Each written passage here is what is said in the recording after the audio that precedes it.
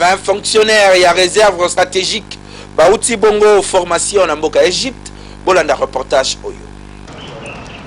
Joseph Kabila Kabange Mokonjamboka azali déterminé ya lier sa population congolaise en général pe bakinois biloko oyo ezali kouta na mabele na biso moko.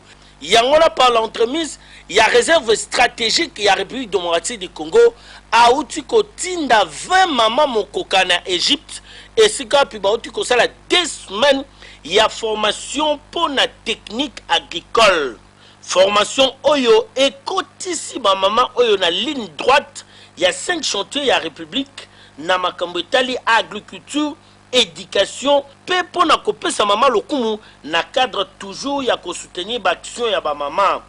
Yangwana mokola lobi bayaki kolakisa mama directrice générale ya réserve stratégique mama Marianne Nsita Wakenge mama Silisa Nzala ba diplôme biloko ndenge na ndenge oyo bauti kozona ngoma yele na ndenge ya kosala bilanga pe kolona. Merci liboso nanu na papa Joseph Kabila et puis maman Marianne ndenge a voyagaki akei kozela biso makambo yo potokeli. Tala lelo ezali esengo. Esengo makasi parce que biso toye nango tokolakisa pe bato mususu.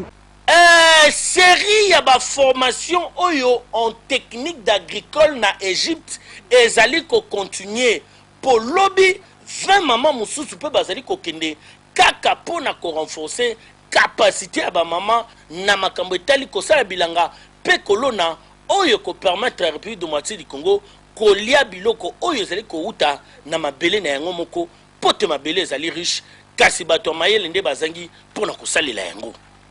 Terrible.